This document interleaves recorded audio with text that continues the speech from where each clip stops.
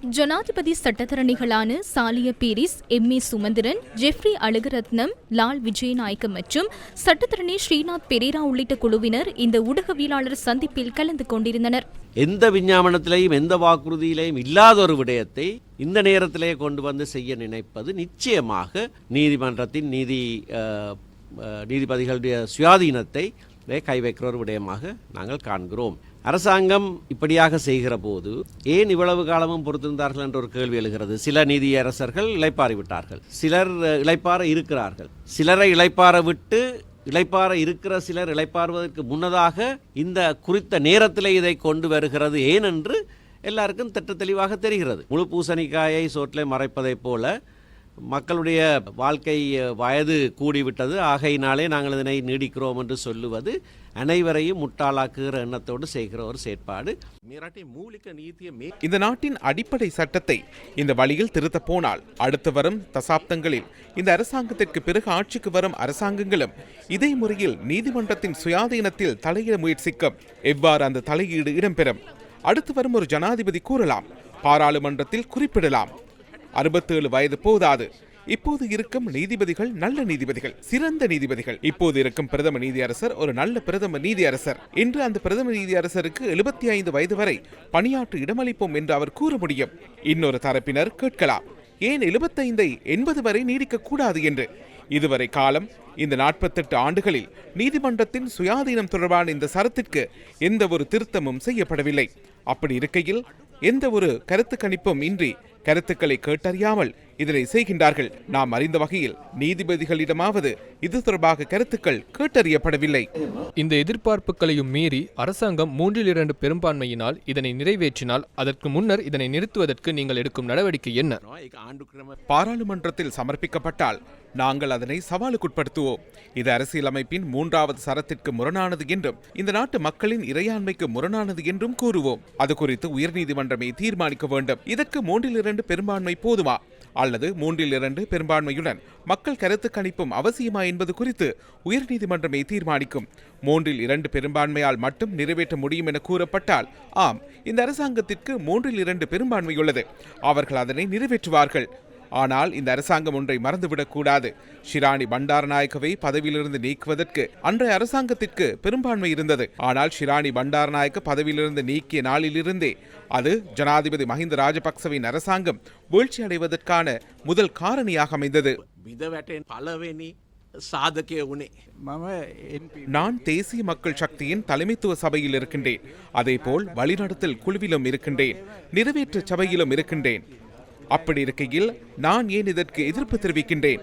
தேசிய மக்கள் சக்தியோ அல்லது அதன் அரசாங்கமோ எனக்கு தெரிந்த வரையில் நான் அதற்குள் இருப்பதால் எனக்கு தெரியும். இன்று வரை இவ்வாறான ஒன்றை கொண்டு வருவதாக தீர்மானம் எதனையும் எடுக்கவில்லை. யாராவது தனிநபர்களுக்கிடையே அல்லது சில குழுக்களுக்கிடையே இவ்வாறானதொரு கருத்து உள்ளதா என்று எனக்கு தெரியாது. நாங்கள் தீர்மானம் எதுவும் எடுக்கவில்லை. நான் இவற்றை வெளிப்படுத்தினேன். ஏனெனில் என்னை மௌனமாக இருக்குமாறு கூறினார்கள். எதனை பற்றி மௌனமாக இருக்குமாறு கூறுகின்றீர்கள் என்று நான் கேட்டேன். பின்னர் உயர் நீதிமன்றம் மற்றும் மேன்முறையீட்டு நீதிமன்ற நீதிபதிகளின் பணிக்கால ஓய்வு பெறும் வயதை அதிகரிப்பது தொடர்பாகவே அவ்வாறு கூறினார்கள் என்று தெரிய வந்தது. நான் அதற்கு உடன்படவில்லை என கூறினேன். அதன் பிறகு உயர்பீட கூட்டம் ஒன்று கூட்டப்பட்டது. அங்கு நான் கூற வேண்டிய விடயம் மிக சுருக்கமானது என கூறினேன். நான் இதற்கு எதிரானவன் என்று எனது கருத்துக்களை முன்வைத்தேன். இந்த நாட்டின் மிகவும் முக்கியமான விடயம் நீதிமன்ற சுயாதீனமாகும். அதிலும் குறிப்பாக மேல் நீதிமன்ற நீதிபதிகளின் பதவிக்காலத்தை மாற்றாமல் இருப்பதும் சேவை நிபந்தனைகளை மாற்றாமல் இருப்பதும் நீதிமன்றத்தின் சுயாதீனத்தை தாங்கி பிடிக்கும் முக்கிய தூணாகும். அது தகர்ந்தால் நீதிமன்ற சுயாதீனம் என்ற முழு கோட்பாடும் முற்றிலும் தகர்ந்துவிடும்.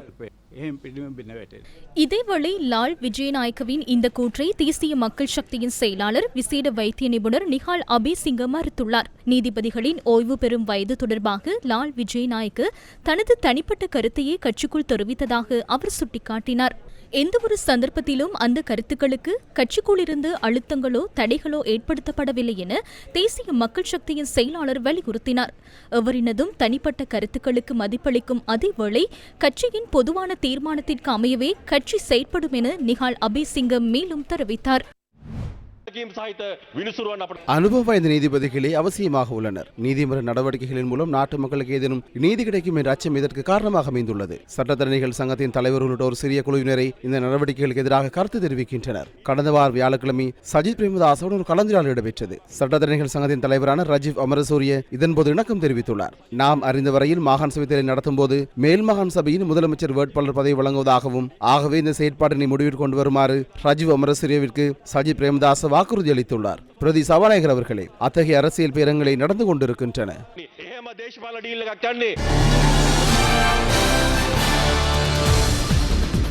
பாராளுமன்ற உறுப்பினர் அசித்த நிரோஷன் வெளிக்கொணர்ந்துள்ள கலந்துரையாடல் என்ன? எதிர்க்கட்சித் தலைவர் சஜித் பிரேமதாச ரத்தினபுரியில் நேற்று பதிலளித்தார்.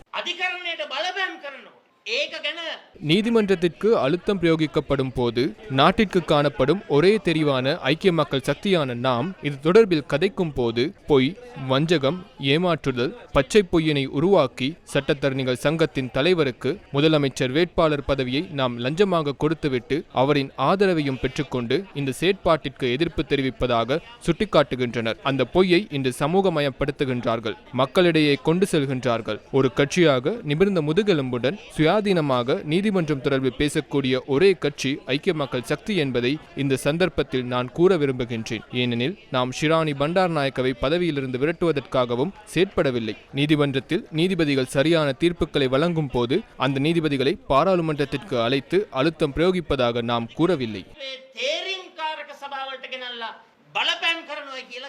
எவ்வாறாயினும் பாராளுமன்ற உறுப்பினர் நாமல் ராஜபக்ச எழுத்துமூல கோரிக்கை விடுத்து சில நாட்களின் பின்னர் சஜித் பிரேமதாச கடந்த 23ஆம் தேதி கொழும்பில் உள்ள எதிர்க்கட்சி தலைவர் அலுவலகத்திற்கு எதிர்த்தரப்பில் உள்ள அரசியல் கட்சிகளை அழைத்து நீதிமன்றம் தொடர்பில் கலந்துரையாடியிருந்தார். ஷிராணி பண்டாரநாயக்கவை பிரதம நீதியரசர் பதவியிலிருந்து நீக்குவதற்கு முன்னின்று உழைத்த அரசியல் கட்சிகளின் பிரதிநிதிகளையும் தலைவர்களையும் சஜித் பிரேமதாச இந்த கலந்துரையாடலுக்கு வரவேற்றிருந்தார்.